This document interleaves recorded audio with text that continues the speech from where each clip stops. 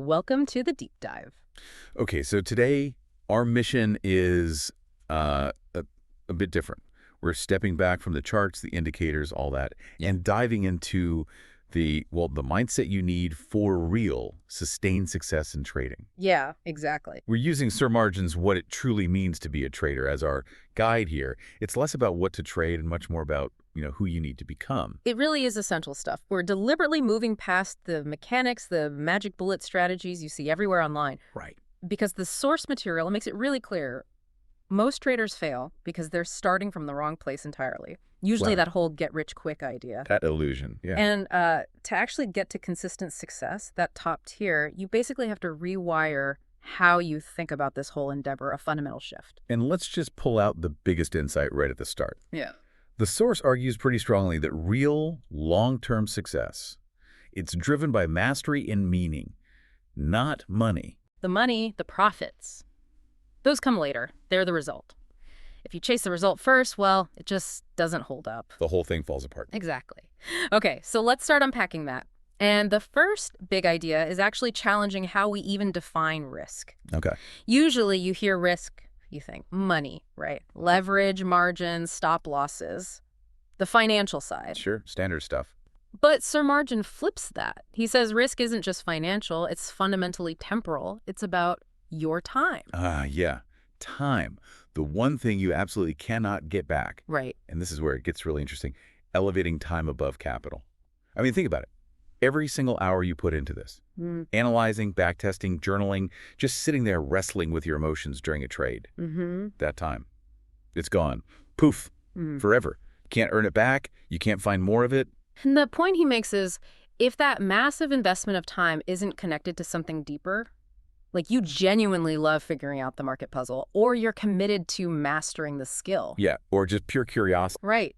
If that's missing, then all that time just becomes a cost, a sunk cost. It gives you nothing back psychologically or intellectually, whether the trade itself wins or loses. That's the kicker, isn't it? If you win, fine, you got some money. But if you hated every second of those 10 hours you spent getting there, you just reinforced a bad graining habit. Yeah. And if you lose after those same 10 hours, the mental damage is huge. It's not just losing, say, $100.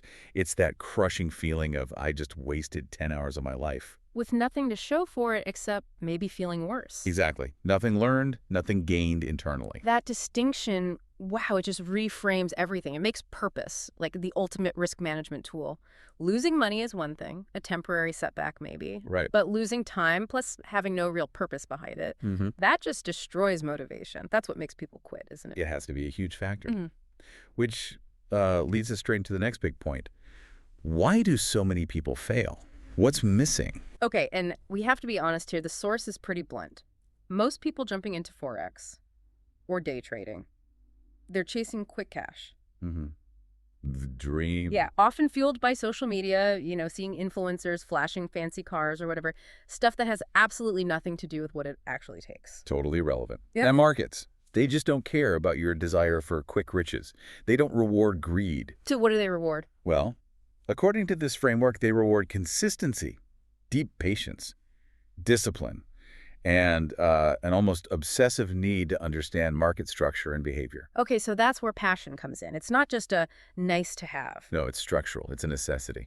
Because passion completely changes how you deal with failure. And let's face it, failure is guaranteed in trading. You will have losses. Right. But hang on, that sounds maybe a bit idealistic. What about the traders, and you hear about them, who are successful but seem to just treat it like a grind, a job they kind of hate but pays well? Does the source cover those guys? It does, sort of indirectly, by how it defines long-term success. Look, short bursts of profit, sure, that can happen. Luck, brute force, maybe riding a specific wave. Okay. But the kind of success that lasts, that builds a real track record, survives different market cycles, creates a legacy. That seems to require something more, that passion. Okay.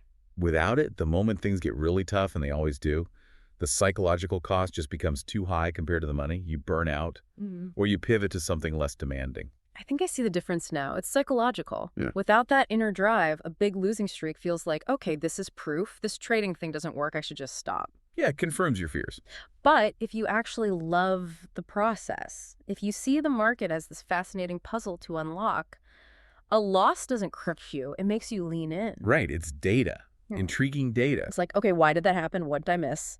You want to go back and study the charts, figure it out, not because you feel this desperate need to make the money back, but because you want to solve the puzzle. And that internal switch, moving from chasing the external reward, the money, to seeking internal satisfaction, the mastery, that's the bridge, that's what unlocks the door to potential profitability. Which sets up the next big leap, realizing that money has to be the byproduct, not the goal itself. Precisely.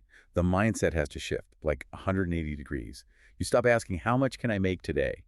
And start asking constantly, how can I get better? How can I refine my edge? How can I improve my process? The actual dollar amount becomes secondary, almost irrelevant day to day. So it's about valuing the process over the outcome. Exactly. Precision over payout. Discipline over desperation. If you're desperate for the profit, you get sloppy. You start chasing trades, making emotional decisions. The market loves that. Easy prey. And the irony, which the source highlights beautifully, is that the moment you genuinely make that shift, the moment money isn't the main driver, that's often when the consistent profits start showing up. It's the paradox you see in almost any field where mastery is involved. Yeah, it makes me think of examples outside trading, like elite athletes. The source mentions Cristiano Ronaldo. These legends in sports, in business, they aren't just motivated by the huge paychecks. No way. They have this deep love for the game, an obsession with technique, with getting better every single day. The money, it just naturally follows that level of dedication and skill. And the source argues that if you adopt that process-first mindset in trading, you start operating with the same mental framework as, well, the giants of investing. The icons. Yeah, let's look at some of them. The proof points the source implies. Think about their primary drivers. Overwhelmingly, it seems rooted in intellectual curiosity, independent thinking, not just piling up cash. Okay, like who? Let's start with the obvious pair, Munger and Buffett. Right. They've said it countless times. The joy for them comes from figuring out complex business puzzles, being lifelong learners. They're essentially business analysts first, right? Right. Who just happen to get paid extremely well for being right. Their motivation is intellectual. Then you look at someone like George Soros in the global macro world. His whole framework is built on his theory of reflexivity. Okay, explain that a bit. Reflexivity. It's basically acknowledging that market participants, including yourself, aren't just passive observers. Your biases, their biases. They actually shape the market reality. It's a feedback loop. Ah, so you're part of the system you're analyzing. Exactly. Which means success requires intense self-awareness. Soros isn't just looking at economic data. He's constantly analyzing how perception is interacting with reality. That deep philosophical drive is key, not some daily profit target. Interesting. Then there's Stanley Druckenmiller, known for huge macro calls. And what's striking about him is his willingness to admit he's wrong. Instantly. No ego. His passion seems to be in the rigorous analysis itself and the intellectual honesty to change his mind fast if the facts change. Okay, what about the quant side, like Jim Simons at Renaissance Technologies? Pure intellectual challenge. He approached the markets as a giant mathematical puzzle to be solved. Not through narrative or gut feeling, but through data and algorithms. It was about finding patterns, modeling complexity. The market is a fascinating equation. Even someone like Michael Burry, predicting the '08 crisis. Right. His drive seemed to be this relentless commitment to uncovering the truth, even when everyone else disagreed. Deep contrarian research.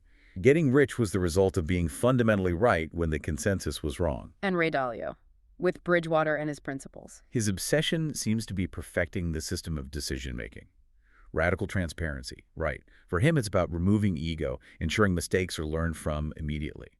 Improving the machine, the process. Wow. So when you look at all these different legends, the source is saying the common thread isn't just smarts, it's... Curiosity, resilience, fiercely independent thought.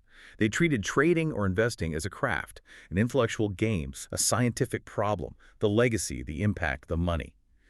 It all stemmed from that deep focus on the process, on the intellectual challenge. Okay, speaking of craft, this brings us to maybe the most counterintuitive point in the source material. We've talked about how deep and demanding the work is.